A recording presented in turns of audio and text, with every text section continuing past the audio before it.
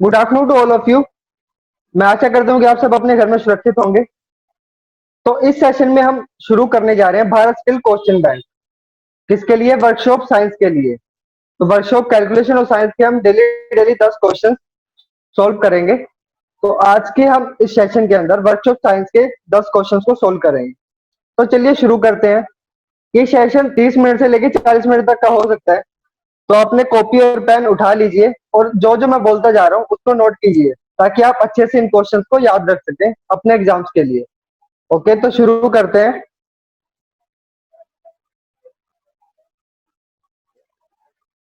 So first question is, factor of safety is known as. सुरक्षा का कारक dash के रूप में दिया जाता है। आपके पास ऑप्शन दिए हुए हैं। Maximum stress by design stress, minimum stress by maximum stress, design stress by maximum stress, maximum stress by minimum stress.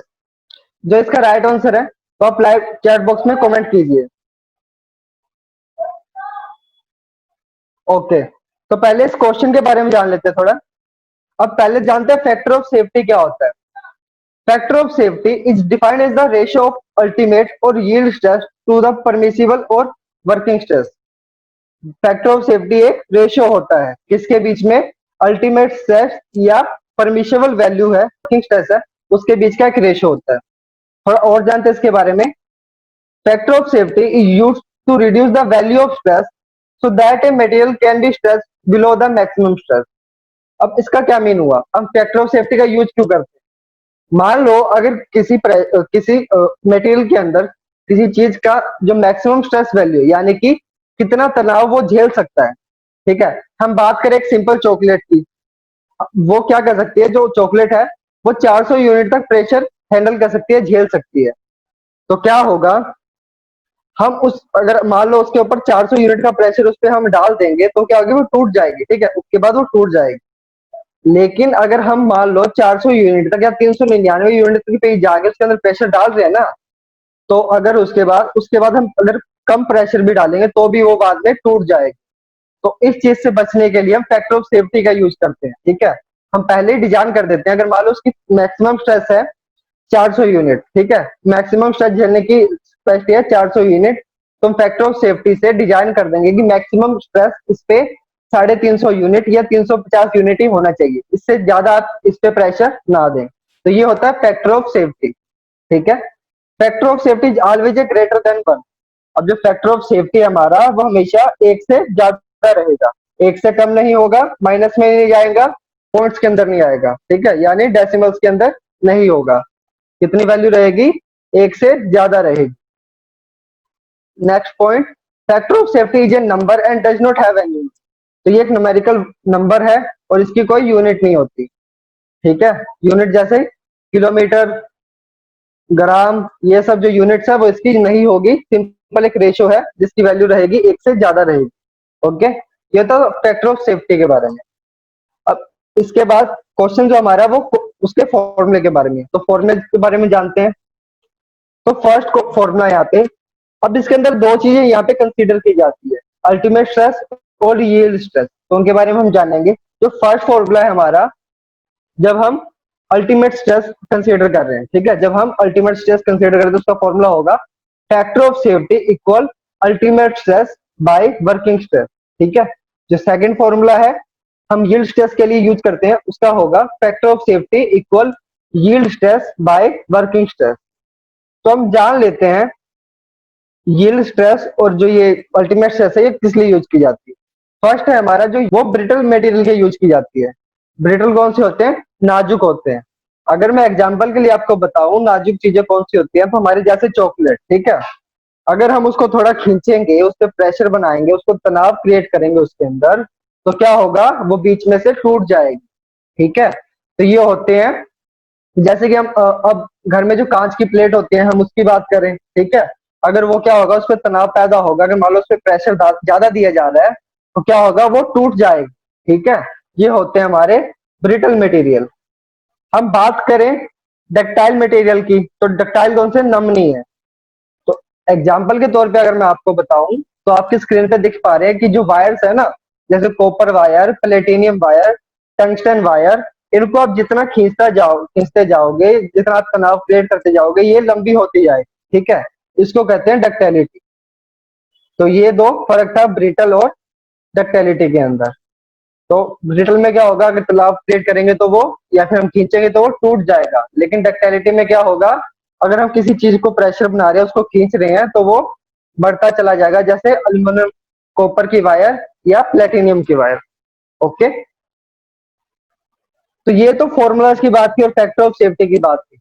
अब जो यहाँ पे मैंने दो फॉर्मूले बताए, वो किसी से मैच नहीं हो रहे। जो हमारे ऑप्शन दिए गए हैं उसके मैच नहीं हो रहे। तो यहाँ पे कौन कौन से फॉर्मूले दिए गए हैं, मैक्सिमम स्ट्रेस, डिजाइन स्ट्रेस, जितने भी यहाँ चार ऑप्शन दिए गए हैं, इनका हमको हमको क्या है, फॉर्मूले मैंने बताए नहीं। तो यहाँ पे क्या दिया जाएगा, अब देखिए, जैसे मैंने फॉर्मूला बताया ultimate stress by working stress, तो यहाँ पे हम क्या कह सकते हैं, अल्टीमेट स्ट्रेस या yield stress equal to maximum stress. ठीक है, कहीं भी अगर आप अल्टीमेट स्ट्रेस दी होगी ना, तो उसको आप मैक्सिमम स्ट्रेस भी कंसीडर कर सकते हो, या फिर जो आपकी वर्किंग स्ट्रेस है उसको हम डिजाइन स्ट्रेस भी कह सकते हैं। यानी कि जैसे भी मैंने बताया ना आपको एग्जांपल के तौर पे, अगर हम कह रहे हैं कि इस मटेरियल के लिए जो इसका प्रेशर है इतना तनाव झेल सकती है, वो हमने डिजाइन कर दिया, फैक्टर ऑफ सेफ्टी के जरिए डिजाइन कर दिया कि 350 यूनिट आप इस पे प्रेशर डाल सकते हो। ठीक है, या फिर वर्किंग स्ट्रेस वो होता है जो उस चीज के लिए पूरी जिंदगी काम करने वाला है, या फिर उसके जो डिजाइन कर दिया गया। तो सिंपल सी बात, उन फॉर्मूलाज के हिसाब से अल्टीमेट स्ट्रेस होगा मैक्सिमम स्ट्रेस, वर्किंग स्ट्रेस होगा डिजाइन स्ट्रेस। तो हमारा यहाँ पे आंसर क्या आएगा, मैक्सिमम स्ट्रेस बाय में डिजाइन स्ट्रेस। तो अगर हम बाकी को ऑप्शंस को देखें तो इसमें क्या दिया होगा, मिनिमम, तो मिनिमम स्ट्रेस कहीं यूज नहीं हो रहा। ठीक है, सेकंड थर्ड पॉइंट देखें तो है डिजाइन स्ट्रेस, तो हमारा क्या था, फॉर्मूला था हमारा ultimate stress by design stress या फिर वर्किंग स्ट्रेस। तो ये इसको डिजाइन को ऊपर की तरफ दिया गया, तो ये ऑप्शन भी हुआ गलत हमारा। ठीक है, लास्ट ऑप्शन हमारा maximum stress by minimum stress, तो ये फॉर्मूला भी गलत हुआ। तो जो मैंने फॉर्मूला बताया उसके हिसाब से कौन सा सही हुआ हमारा, वो सही हुआ मैक्सिमम स्ट्रेस बाय में डिजाइन स्ट्रेस। ये कंफर्म हो गया कि अल्टीमेट स्ट्रेस को हम मैक्सिमम स्ट्रेस भी कह सकते हैं और वर्किंग स्ट्रेस को हम डिजाइन स्ट्रेस भी कह सकते हैं। तो ये था हमारा क्वेश्चन नंबर 1। ओके, तो आगे बढ़ते हैं। अगर आपको कोई डाउट है तो आप चैट बॉक्स के अंदर कमेंट कीजिए, मैं भी आपको आंसर दूंगा। ओके, तो हमारा question number 2, what is the significance of point of contraflexure in SFD and BMD. SFD और बीएमडी में कॉन्ट्राफ्लेक्शन के बिंदु का क्या महत्व है। हमारे पास ऑप्शंस है। Option number 1, the point where bending moment changes its sign. Second option, the point where all moment is positive. ठीक है, नेक्स्ट है the point where SFD start, और लास्ट ऑप्शन हमारे पास the point where SFD and BMD intersect each other. तो देखते हैं contraflexure क्या होता है। जो हमारा क्वेश्चन है, what is the significance of point of contraflexure, तो पहले देख लेते हैं कॉन्ट्राफ्लेक्चर क्या होता है। अब इसके अंदर आपको बता दूं, एसएफडी और बीएमडी आपके बहुत इंपॉर्टेंट है। जो इंजीनियरिंग ट्रेड्स हैं या फिर जो मैकेनिकल ट्रेड्स हैं, उनके अंदर ये दोनों चीजें बहुत महत्व रखती है। और बात करूं मैं ड्राफ्टमैन सिविल की या ड्राफ्टमैन मैकेनिकल की, तो उसके अंदर भी आपके क्वेश्चंस इसके अंदर से आ सकते हैं। तो इनकी पहले फुल फॉर्म जान लेते हैं। एसएफडी की फुल फॉर्म होती है शियर फोर्स डायग्राम, और बीएमडी की फुल फॉर्म होती है बेंडिंग मोमेंट डायग्राम। तो ये आपको याद रखना है, ये आपके ऑप्शन टाइप क्वेश्चन आ सकते हैं। अब बात करें significance of point of contraflexure की, ये जो कॉन्ट्राफ्लेक्चर का पॉइंट है वो क्यों महत्व रखता है। तो पहले जान लेते हैं कॉन्ट्राफ्लेक्चर ही क्या होता है। इन अदर वर्ड, अगर हम दूसरे शब्दों में कहें, when the bending moment changes its sign from negative to positive और वाइस वर्सा।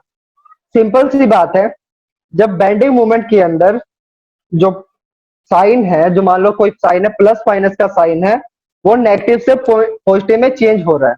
ठीक है, तो उसको क्या कहेंगे हम, कॉन्ट्राफ्लेक्चर कहेंगे। सिंपल सी बात, कॉन्ट्राफ्लेक्चर क्या होगा, जब बेंडिंग मूवमेंट में जो साइंस है, प्लस और माइनस के साइंस है, वो चेंज हो रहे हैं या फिर नेगेटिव से पॉजिटिव में जा रहे हैं, तो क्या होगा, वो कॉन्ट्राफ्लेक्चर होगा। तो ये आपको याद रखना है कॉन्ट्राफ्लेक्चर क्या होता है। ठीक है, तो हम बात करें हमारे क्वेश्चन नंबर 2 के हिसाब से, तो इसका राइट आंसर आएगा the point where bending moment changes its sign. Simple मैंने आपको बताया ना, कॉन्ट्रा फ्रैक्शन क्या होता है? Contra fraction simple the point where bending moment changes its sign, plus minus के साइन है, या फिर जो नेगेटिव वाली है वो पॉजिटिव में चेंज हो रही है, तो उसको क्या कहेंगे? हम कहेंगे कॉन्ट्रा फ्रैक्चर। ठीक है, सेकंड क्वेश्चन भी आपका क्लियर हो गया। तो आगे बढ़ते हैं। एज ऑलवेज अगर इसमें भी अगर आपको कोई डाउट है तो आप कमेंट बॉक्स में कमेंट कर सकते हैं, क्वेश्चन को पूछ सकते हैं। ओके, नेक्स्ट बढ़ते हैं हम। SFD and BMD of the simply spotted beam with the uniform differential load is। अब इस क्वेश्चन में कुछ डायग्राम दिए गए हैं, तो पहले हम उस डायग्राम्स को देख लेते हैं। ठीक है, अब आपके स्क्रीन पे 4 डायग्राम है जो अलग अलग दिए हुए हैं। तो हम अब क्वेश्चन दोबारा देखते हैं। अब क्वेश्चन को ध्यान से देखना, काफी ट्रिकी क्वेश्चन है, आपकी आंसर गलत भी हो सकते हैं। SFD and BMD of the simply spotted beam with the uniform differential load। अब इसमें क्या है? यूनिफॉर्म डिफरेंशियल लोड, यानी एक समान अंतर लोड के साथ के बस समर्थित बीम।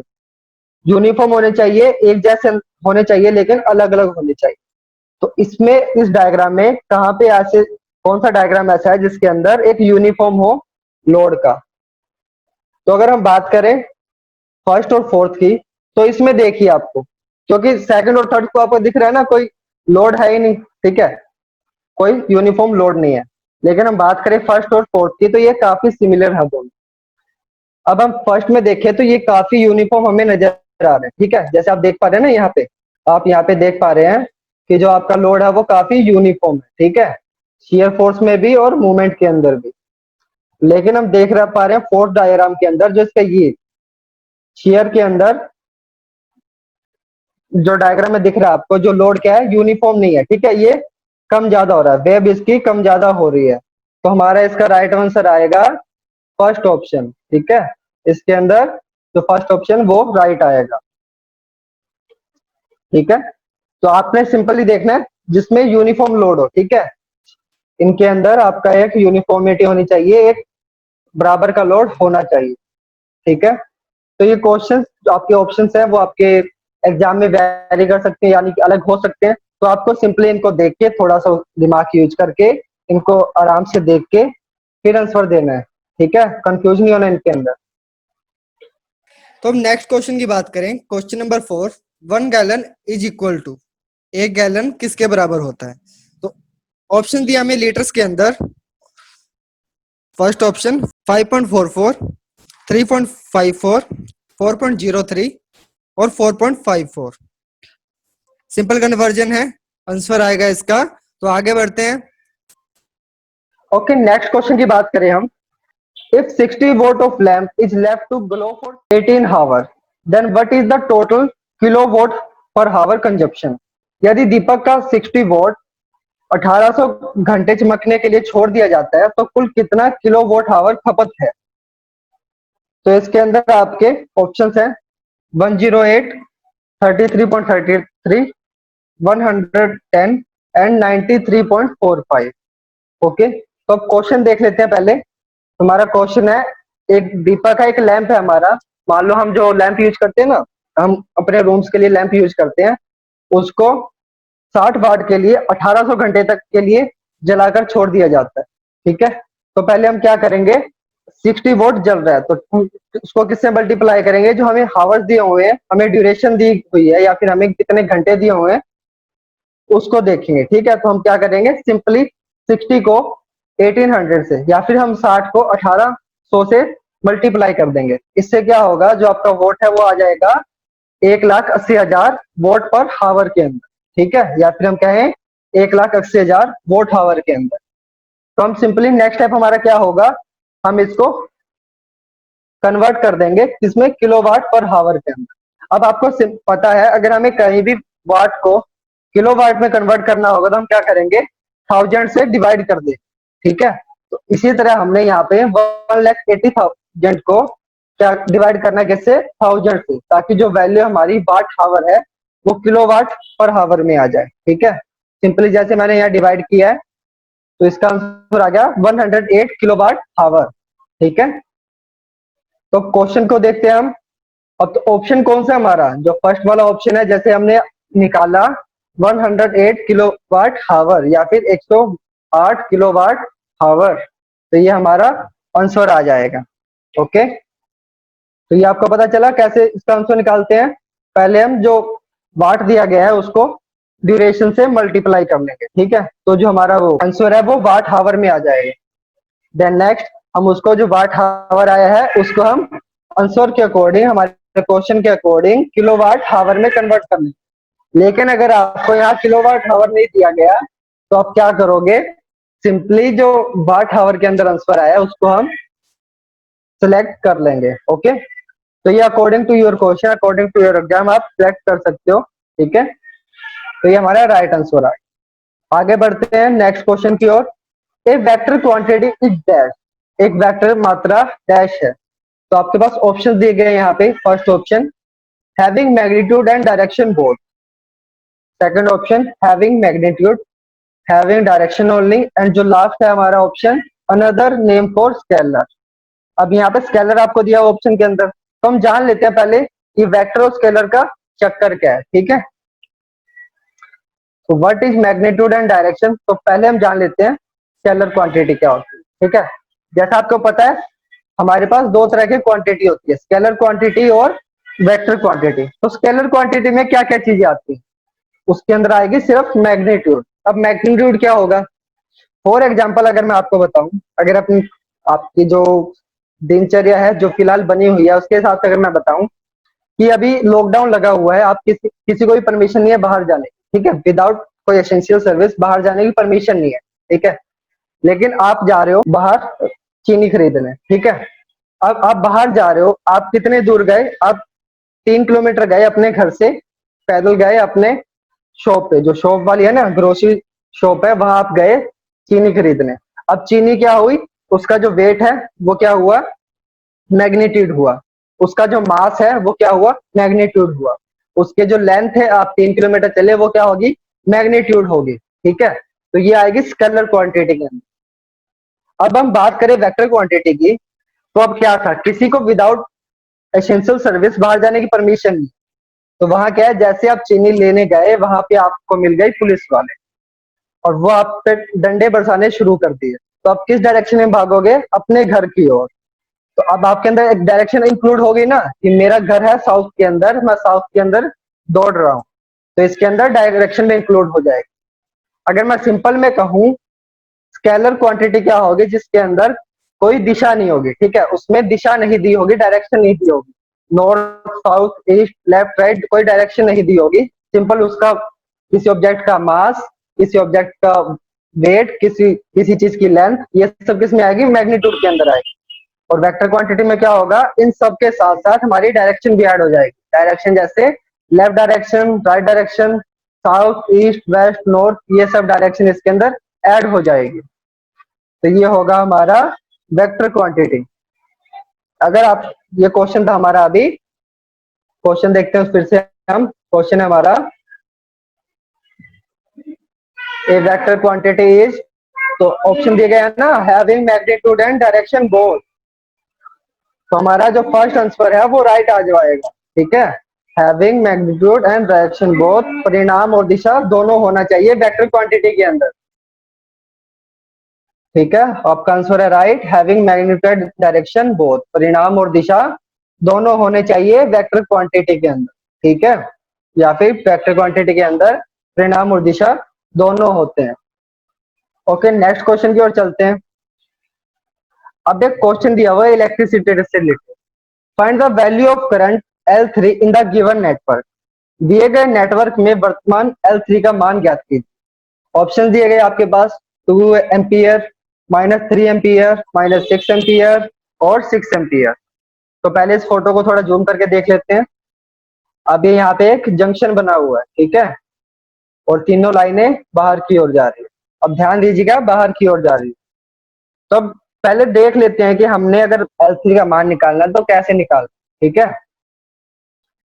अब ये यहाँ पे कौन सा लॉ यूज होगा, किरचॉफ का लॉ यूज होगा, या फिर हम कहें करंट लॉ यूज होगा, या फिर इसका तीसरा नाम कहें द जंक्शन रूल यहाँ पे यूज होगा।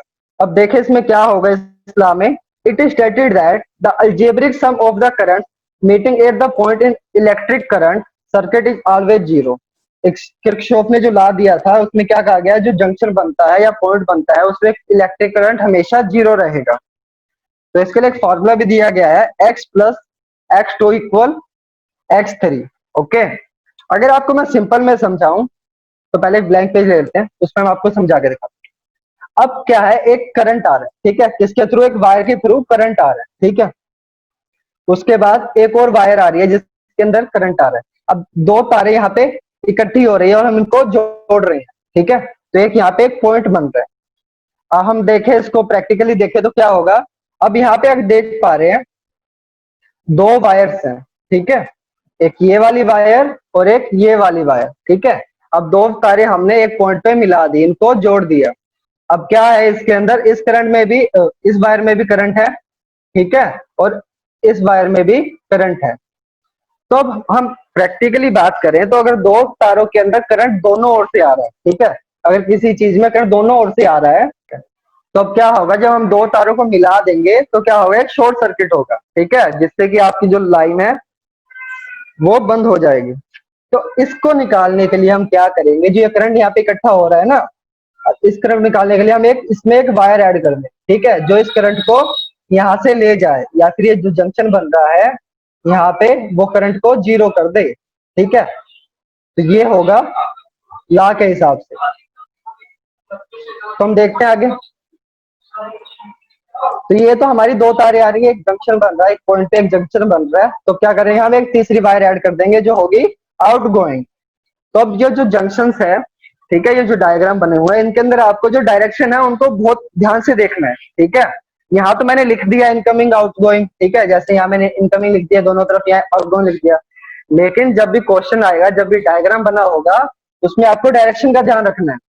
तो यहाँ क्या है, इस पॉइंट की ओर यहाँ पे ये इनकमिंग आ रही है, इधर से बिजली आ रही है, इधर से भी करंट आ रहा है, ठीक है, दोनों ओर से करंट आ रहा है, लेकिन यहाँ करंट बाहर की ओर जा रहा है। तो क्या होगा, अब जो वायर वन है और वायर टू है उसका टोटल करंट बन जाएगा जंक्शन के अंदर, ठीक है, और वो माइनस हो जाएगा जो वायर थ्री है उसके अंदर। तो अब हम थोड़ा न्यूमेरिकल देख लेते हैं। पहले एक वायर आई जिसके अंदर करंट है 5 एम्पियर, ठीक है, या 5 एम्पियर हमारे पास करंट।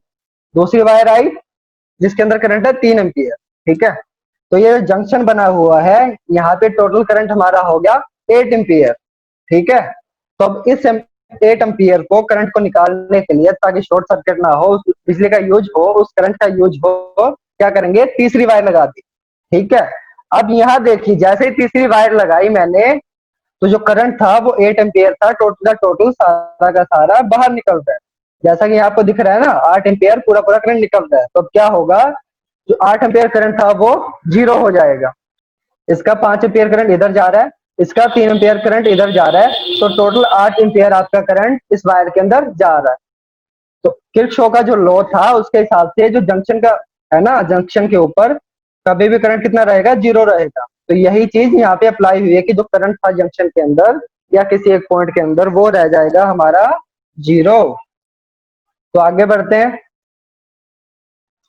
अब ये प्रूव कर दिया कि हाँ, जो किरचॉफ का लॉ था या जो करंट लॉ है या जंक्शन लॉ है, उसके अंदर जो पॉइंट के ऊपर करंट रहेगा हमारा हमेशा जीरो रहेगा।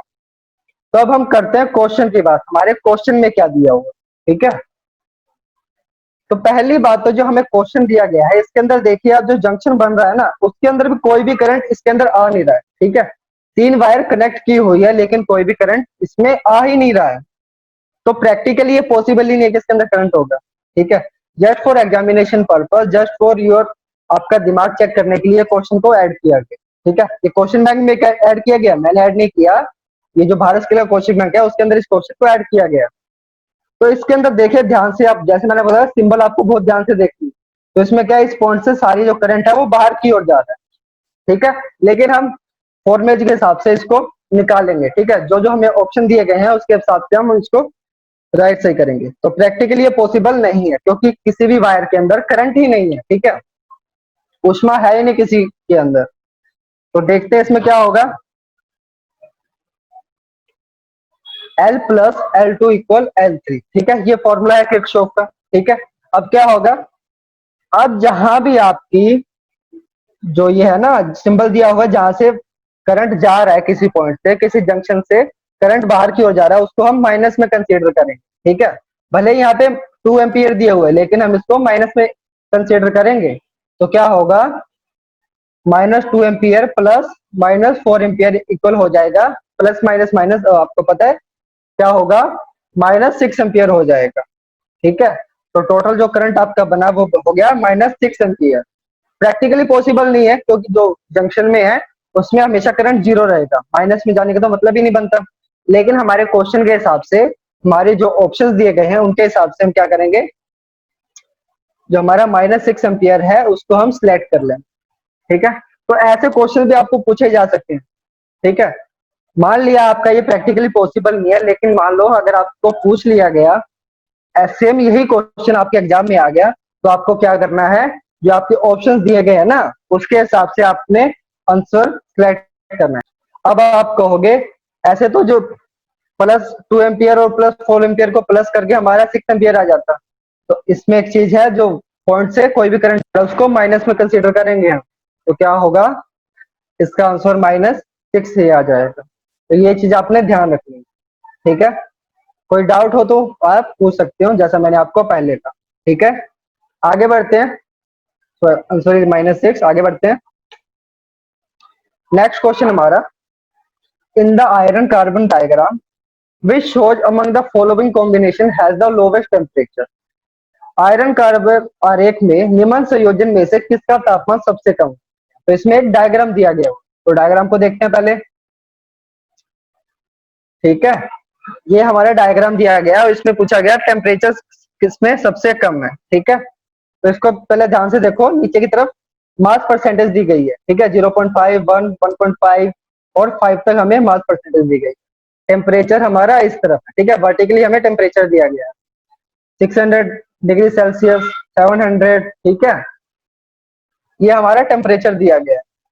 अब इसके अंदर काफी सारी वैल्यूज दी गई है, तो हम अब देखेंगे अपने क्वेश्चन की ओर। ठीक है, तो हमारा क्वेश्चन क्या है, कार्बन आयरन कार्बन आरेख में निम्न संयोजन में से किसका तापमान सबसे कम है, सबसे कम किसका है। ठीक है, लोवेस्ट टेम्परेचर किसका है। तो अब हम देख लेते हैं हमारे ऑप्शन क्या क्या है, क्योंकि हमने आंसर तो ऑप्शन में से देना है ना। तो हमारे ऑप्शन है liquid and cementite, ferrite and cementite, austenite and cementite, and last option liquid and austenite. तो अब देखते हैं डायग्राम को, किसमें सबसे कम टेम्परेचर है इन चारों में। तो सबसे नीचे देखेंगे हम किसका है, यहाँ पे हमें फेरेटाइट से कोई मतलब नहीं है क्योंकि हमें ऑप्शन के अंदर दिया ही नहीं गया। ठीक है, तो हम यहाँ देखेंगे सबसे पहले जो दिया हुआ है लोवेस्ट है फेराइट प्लस सीमेंटाइट। ठीक है, तो बाकी जो 3 ऑप्शन थे हमारे वो उनका टेम्परेचर इनसे ज्यादा है, सबसे कम है फेराइट प्लस सीमेंटाइट। तो हमारे क्वेश्चन के हिसाब से हम आंसर लगा देंगे फेराइट और सीमेंटाइट। अब आपके जो डायग्राम है उसके हिसाब से एग्जाम के अंदर आंसर इसका कुछ और हो सकता है। ठीक है, कुछ और का मतलब डायग्राम के अंदर सबसे कम आपका ऑस्टेन एंड सीमेंटाइट भी दिया जा सकता है। तो ये आपके क्वेश्चन के हिसाब से चेंज हो सकता है, तो आपको इसको बड़े ध्यान से देखना है डायग्राम को आंसर देते टाइम। ठीक है, आगे बढ़ते हैं नेक्स्ट क्वेश्चन की ओर। नेक्स्ट क्वेश्चन हमारा question number 9, material with the low modulus of elasticity is dash. लोच के कम मापांक वाली सामग्री डैश है। तो पहले हम जान लेते हैं मॉड्यूलस ऑफ इलास्टिसिटी क्या होता है। ठीक है, अब आपका एक रबड़ है। ठीक है, अब आपने कभी भी रबड़ को स्ट्रेच किया होगा, मतलब खींचा होगा, तो क्या होगा, थोड़ा उसके जो उसके मास के अंदर थोड़ी वृद्धि आई होगी। ठीक है, तो जैसे अभी डायग्राम दिख रहा है, एक रबड़ है, उसको हमने थोड़ा तनाव दिया। ठीक है, उसको हमने खींचा। ठीक है, तो खींचने के बाद क्या हुआ, वो रबड़ थोड़ा खिंच गया दोनों ओर। ठीक है, जैसे आप देख पा रहे हैं डॉटेड लाइंस है, वो किसका सिंबल है कि जितना जितना वो उसकी जो मास है, उसकी लेंथ है, उसके अंदर वृद्धि हुई है, किसकी वजह से, मॉड्यूलस ऑफ इलास्टिसिटी की वजह से। ठीक है, जिसके अंदर लचीलापन हो वो थोड़ा आगे एक्सपैंड हो जाए। ठीक है, तो ये होती है मॉड्यूलस ऑफ इलास्टिसिटी, लेकिन ये परमानेंट नहीं रहती। ठीक है, मॉड्यूलस ऑफ इलास्टिसिटी परमानेंट नहीं रहती, कुछ समय के लिए वो जो मास है, वो जो खींचा हुआ हिस्सा है वो रहेगा, उसके बाद वो वापस ऐसा ही हो जाएगा। ठीक है, इन ये वेरी करता है कि मतलब ये चीज अलग अलग हो सकते हैं कि आप में मटेरियल में कितनी इलास्टिसिटी है। ठीक है, उस पर ये डिपेंड करता है। तो अब देखते हैं अपने क्वेश्चन के हिसाब से। अब देखते हैं ऑप्शन क्या क्या है हमारे पास, क्योंकि ऑप्शन के हिसाब से आंसर देंगे ना। हमारे पास कॉपर है, एल्युमिनियम है, टाइटेनियम है और एल्युमिनियम है। जैसा मैंने आपको बताया, कॉपर अगर मान लो आप खींचेंगे तो वो वृद्धि हो जाएगी, ठीक है। वो एक डक्टिलिटी मटेरियल है या फिर डक्टाइल मटेरियल, ठीक है। आयरन की बात करें तो उसमें भी कुछ कुछ कंटेंट होते हैं जिसमें इलास्टिसिटी है, जिससे वो थोड़ा स्ट्रेच हो जाए। तो इस सबसे कम जो इलास्टिसिटी होगी, मॉड्यूलस ऑफ इलास्टिसिटी होगी, वो किस में होगी? ऑप्शन के हिसाब से हमारे एल्युमिनियम के, ठीक है। तो इस क्वेश्चन के हिसाब से हमारा आएगा एल्युमिनियम, ठीक है। अब किस मटेरियल में कितनी इलास्टिसिटी होती है वो आप गूगल पे सर्च कर सकते हैं, तो काफी आपको डाटा मिल जाएगा उसके हिसाब से। लेकिन हम इस क्वेश्चन के हिसाब से देखें, क्योंकि हम भारत स्किल क्वेश्चन में उसको सोल्व कर रहे हैं, तो उस क्वेश्चन के हिसाब से देखते हैं, ऑप्शन के हिसाब से देखते हैं, तो यहाँ आएगा एल्युमिनियम। ओके, तो आज का हमारा लास्ट क्वेश्चन है question number 10। Qualities of cast iron does not cover. ये पूछ रहा है कि जो जो ऑप्शन दिए हैं उनमें से जो ढलवा लोहा होता है, जो कास्ट आयरन होता है, उसके कोई गुण नहीं होते, ठीक है। तो इनमें से अपने को एक चूज करना है जिसका कास्ट आयरन का एक गुण नहीं, ठीक है, या फिर क्वालिटी नहीं। ऑप्शन दिए गए हमारे पास: कठोरता, भंगुरता, कील बनाना, कार्बन सामग्री, ठीक है, या फिर कहीं hardness, brittleness, nail making, carbon content, ठीक है। ये हमारे ऑप्शन है। तो अगर अकॉर्डिंग टू योर क्वेश्चन, हमारे क्वेश्चन के अनुसार क्या आएगा? Nail making. तो कील बनाना, इससे कोई इसकी कोई क्वालिटी नहीं, ठीक है। जो कास्ट आयरन होता है उसके अंदर कठोरता भी होती है, ठीक है, ब्रिटलनेस भी होती है, हार्डनेस भी होती है और कार्बन के कंटेंट भी उसके अंदर मौजूद रहते हैं। लेकिन नेल मेकिंग से कोई क्वालिटीज नहीं है किसकी? हमारे कास्ट आयरन की, ठीक है। तो ये सब थे आज के क्वेश्चन, ठीक है। अगर आपको कोई डाउट है तो आप कमेंट के अंदर डाल सकते हो। I will answer every question, okay, don't worry. तो आगे क्वेश्चन, आज के क्वेश्चन से आगे बढ़ते हैं। अब ये पीडीएफ आप डिस्क्रिप्शन बॉक्स से डाउनलोड कर सकते हैं। डिस्क्रिप्शन बॉक्स के अंदर मैंने लिंक डाल दिया है, आप उसके लिए पीडीएफ वहां से डाउनलोड कर सकते हो, ठीक है। साथ ही साथ जो पीडीएफ दी है उसके अंदर आपको लिंक मिल जाएगा, ये जो 10 क्वेश्चन है ना, इनको अटेम्प्ट करने का, ठीक है। एक गूगल फॉर्म खुलेगा जिसमें आप ये क्वेश्चन अटेम्प्ट कर सकते हो, या फिर डिस्क्रिप्शन बॉक्स से भी आप जो क्वेश्चन है उनको अटेम्प्ट कर सकते हो, ठीक है। ये पीडीएफ डाउनलोड कीजिए जिससे आप अच्छे से समझ पाए हर चीज, ठीक है। और अगर कोई डाउट हो तो इस वीडियो को दोबारा देखिए। अगर फिर भी ना समझ आए तो आप कमेंट बॉक्स में कमेंट कीजिए, या फिर हमारा जो व्हाट्सएप ग्रुप है वहां हमसे कनेक्ट होइए और क्वेश्चन पूछिए, हम आपको उसका आंसर देंगे। Okay okay, thank you so much for joining, for watching this video. Okay, अगर कोई क्वेश्चन हो तो आप पूछ सकते हो, ठीक है। और उसके साथ साथ अगर आपको ये पीडीएफ इंफॉर्मेटिव लगी तो प्लीज अपने जो कॉलेजेस हैं, अपने फ्रेंड्स हैं, उनके साथ शेयर कीजिए ताकि वो भी इसका फायदा उठा सकें, ठीक है। Okay, thank you, bye bye.